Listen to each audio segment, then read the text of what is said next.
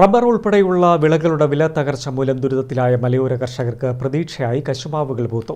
ഫെബ്രുവരി March മാസങ്ങളിലാണ് കശുവണ്ടിയുടെ വിളവെടുപ്പ് ആരംഭിക്കുന്നത്.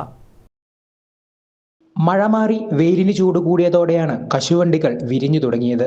സീസണിന്റെ തുടക്കത്തിൽ കിലോഗ്രാമിന് 100 രൂപയിലേറെ വില ലഭിക്കാറുണ്ടെങ്കിലും മഴ പെയ്യുന്നതോടെ വില കുത്തനെ ഇടിയുന്നതാണ് കർഷകരെ പ്രതിസന്ധിയിലാക്കുന്നത്.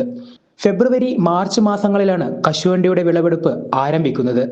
കാലാവസ്ഥയിലുണ്ടാകുന്ന വ്യതിയാനമാണ് കഴിഞ്ഞ കുറേ വർഷങ്ങളായി കർഷകരെ വലയ്ക്കുന്നത്. എന്നാൽ ഈ വർഷം കാലാവസ്ഥ അനുകൂലമാണ്. തുടർച്ചയായി 2 മഴ പെയ്താൽ കശുവണ്ടിയുടെ വില കുത്തനെ ഇടിയും. ഇതുമൂലം കർഷകർക്കുണ്ടാകുന്നത് ലക്ഷങ്ങളുടെ സാമ്പത്തിക നഷ്ടമാണ്. അപ്പോൾ ഈ കശുമാവിന് പറ്റിയൊരു അന്തരീക്ഷമാണ് ഇപ്പോൾ കാണുന്നത്. ഈ നല്ല തെളിഞ്ഞ കാലാവസ്ഥ, തണുപ്പുള്ള ഈ ഒരു അന്തരീക്ഷം ശരിക്കും കശുമാവിന് അനുകൂലമായിട്ട് തന്നെയാണ് തോന്നുന്നത്. മറ്റെല്ലാ കൃഷിക്കും, നെൽകൃഷിക്കാണേലും നല്ല അനുകൂലമായിട്ട് തന്നെയാണ്. ഈ കീടബാധകൾ കുറവാണ്.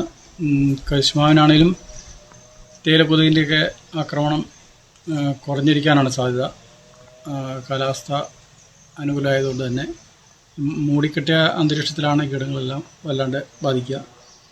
അതിപ്രാവശ്യം ഒഴിവായി കിട്ടുമെന്നുള്ള പ്രതീക്ഷയിലാണ് കൃഷിക്കാരെല്ലാം ഉള്ളത്. അപ്പോൾ താങ്ങുവില ഇല്ലാത്തൊരു പ്രശ്നം ഉണ്ട്.